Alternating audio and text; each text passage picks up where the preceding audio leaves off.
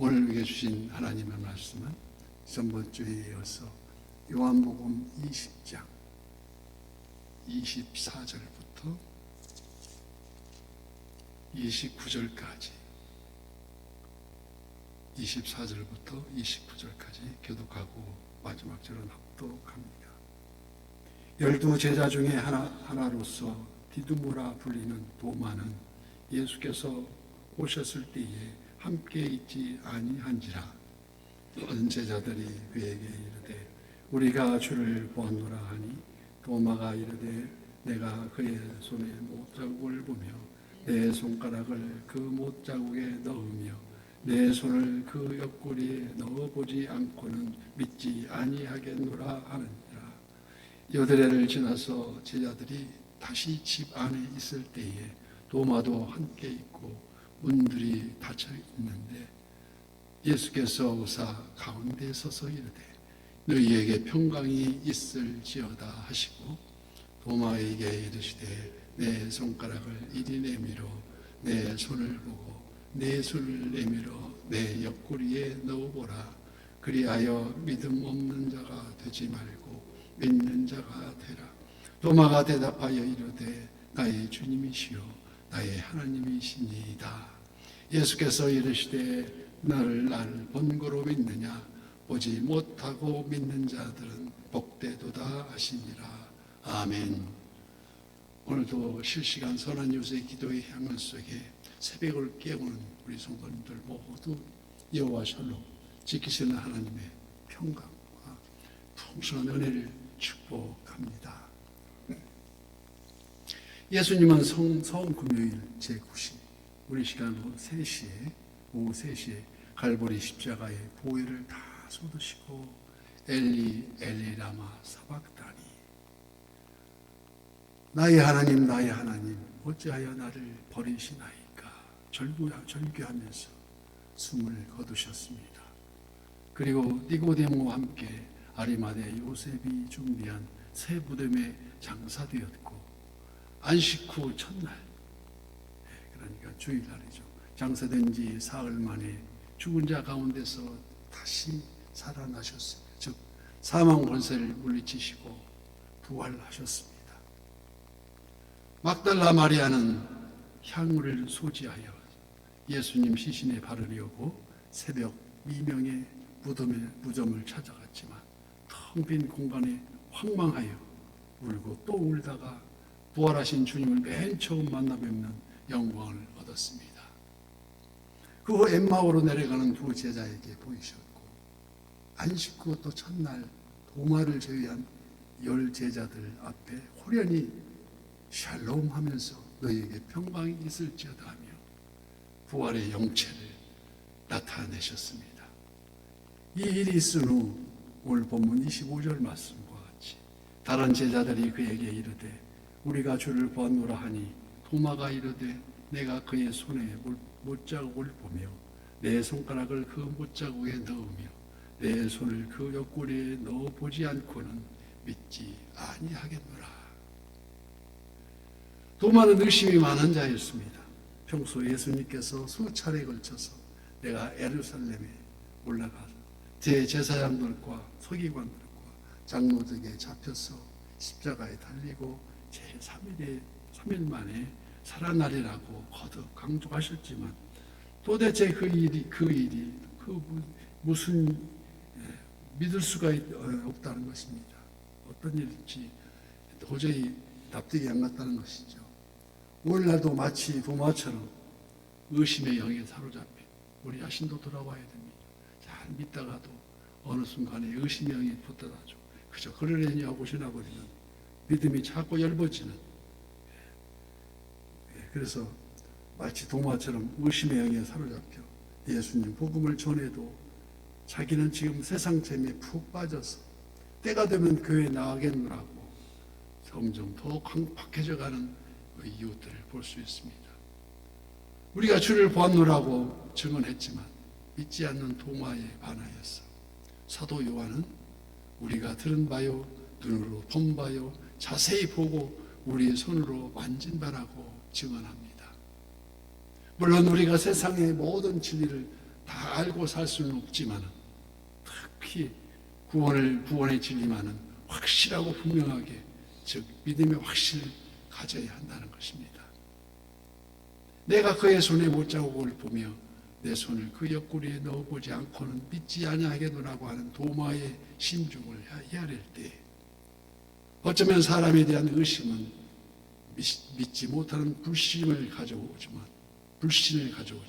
결코 진리에 대한 의구심을, 깨달음을 가져온다는 것도 우리가 벌써 알 수 있습니다. 마치 뉴턴이 사과나무에서 사과가 떨어질 때 왜 사과가 공중으로 날아가지 않고 떨어지지? 이상은 그 의심에 결국 연구해서 만류 인력을 아주 위대한 발견을 하게 된 것입니다. 그래서 모든 물체는 지구 안에 있는 인력으로 잡아 끌어다짐으로 물건이 떨어지고 우리가 걸어다닐 수 있는 것을 우리가 발견하게 되는 것입니다.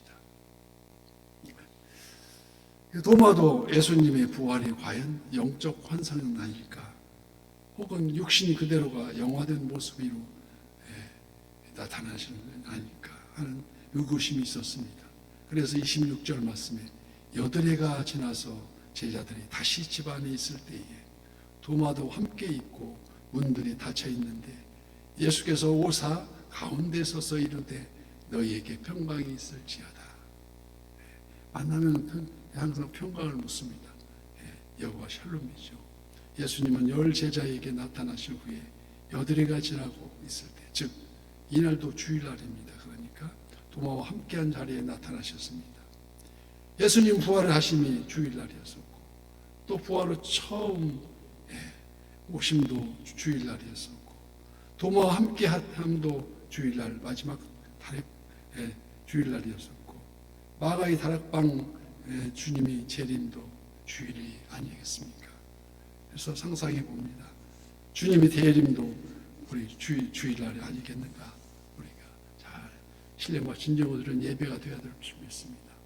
어찌하든지 주일에 하나님의 은혜에 따른 축복의 날이요 생명의 날이므로 매 주일마다 찬송과 경배로 성전에 잘 모이는 것이 우리들의 중한 일이고 축복된 일임을 우리는 잊지 말아야 합니다. 그 주일날 27절 말씀, 도마에게 이르되 네 손가락을 이리 내밀어 내 손을 보고 네 손을 만들어 내밀어 내 옆구리에 넣어보라. 그리하여 믿음이 없는 자가 되지 말고 믿는 자가 되라고 말씀하십니다. 이는 이제 분명히 확인해 보고 확실히 흔들리지 않는 부활신앙에 눈을 뜨라고 말씀하십니다. 믿음과 불신앙은 상관적입니다. 작은 믿음이 자라나 큰 믿음이 되고, 의심이 불신앙은 점점 만성이 되어 쌓이고 완전 불신을 낳게 됩니다. 성령의 역사하심으로 기록된 성경 말씀은 성령의 도우심으로 간절히 그 뜻을 구할 때 그 도우심에 힘입어서 점점 정금 같은 믿음으로 화화된다는 것입니다. 정금 같은 신앙인으로 나아올 줄 믿습니다. 도마도 비로소 28절 말씀과 같이 도마가 대답하여 이르되 나의 주님이시오 나의 하나님이시니다고 의심 없는 신앙 고백을 하기에 이르릅니다. 이때 본문 29절 말씀에 예수께서 이르시되 너는 나를 본고로 믿느냐 보지 못하고 믿는 자들은 복되도다고 하시니라. 이는 복음과 순전한 믿음으로 받아들일 것을 뜻하고 있습니다. 복음을 순전한 믿음으로. 그래서 믿음은 바라는 것들의 실상이요 보이지 않는 것들의 증거라고 말씀한 것 같이 선진들이 이로써 증거를 얻었다고 말씀합니다. 장로교회의 근간을 이룬 존 칼빈이 그의 저서에서 믿음은 눈을 감고 귀를 기울이는 것이다. 조용히 눈을 감고 귀를 기울이 세미한 음성을 듣는다고 말씀합니다. 즉 부활의 예수님을 직접 보지는 못하였으나 앞서간 믿음의 선진들이 전해주는 복음의 소리에 귀 기울이는 것을 말하고 있습니다. 복된 소식, 복된 음성, 바로 복음입니다. 굿뉴스, 아주 좋은 소식이라는 소리죠. 더 많은 그 오순절 마가 다락방 불이 혀같이 임하는 성령 충만하심을 받고 전 사도들과 함께 열방을 향해 출발합니다. 열방이 이루어진 되어서 그는 인도로 건너갑니다. 주님의 복음을 전하다가 끝내 창에 찔려서 순교하였고, 지금도 남인도에 위치한 성 토마스 교회가 도마를 기념하는 현존하는 교회가 있습니다. 이처럼 확고한 부활신앙은 부활의 확신 속에 다가오는 죽음조차도 두려움의 대상으로 여기지 않는다는 것입니다. 가는 곳마다, 머무는 곳마다 절망이 있는 곳에 소망을 심어주고, 어두움이 있는 곳에 밝은 빛으로 비춰주며, 슬픔이 있는 곳에 기쁨을 주고, 죽어가는 자들에게 영생을 알게 하는 복된 소식을 전할 수가 있는 것이 아니겠습니까? 또한 진정코 회개에 합당한 열매를 끝까지 맺음으로 끝까지 남을 용서할 수 있는, 우리에게 잘못한 사람을 용서해 준 것과 같이 우리 죄를 용서해 달라고 우리가 아침마다 우리가 고백하는 것과 똑같이, 이 모두의 원동력은 갈보리 십자가 보혈의 공로요, 보혈의 능력이요, 보혈로서 하나님이 그 아들을 세상에 보내신 것은 세상을 심판하려 하심이 아니요 그로 말미암아 세상이 구원을 받게 하려 하심이라고 우리 주님은 말씀하십니다. 오늘도 그러므로 회개에 합당한 열매를 맺고 복음에 부끄럽지 않도록 우리 선한 이웃의 사명을 듣고 선한 이웃의 모든 지체가 되어서 우리가 항상 주님의 이름을 항상 믿음이 적어지지 않고 더욱 돈독해지기를 주님의 이름으로 축복합니다.